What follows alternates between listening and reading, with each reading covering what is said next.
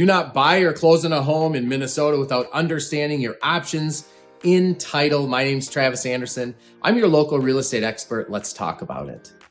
Hey, when you're taking title to a property as an individual, that's pretty simple. You're buying a home, you might be obtaining a mortgage, and the seller will deed you that, and then the seller will deed you ownership in that property. It's a single page document and the seller signs off on it. And if there's more than one seller, then obviously every seller has to sign off on it. And then that's notarized, usually at a title company. And then you're provided ownership of that property. And the title company generally will record it at the county for you. So there's county record of this transfer of ownership. But if you're buying a property or you're refinancing a property and there's more than one owner, you have two options in the state of Minnesota. The first would be called joint tenancy.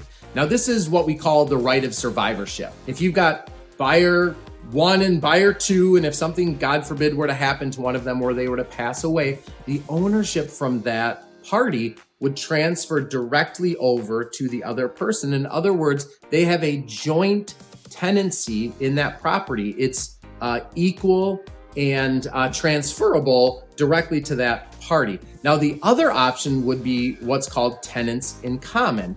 And in that scenario, if something were to happen to one of the other parties, then it would go to that party's heirs. And so it could be this person, but a judge would usually have to decide where that goes. And you could have people dispute that.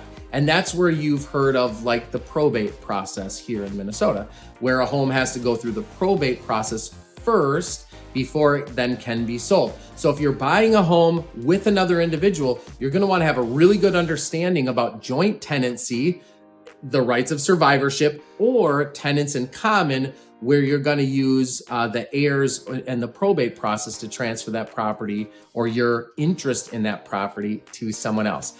This is a legal process. It's good to consult an attorney, but that's a high-level understanding of it. My name's Travis Anderson. I'm your local real estate expert.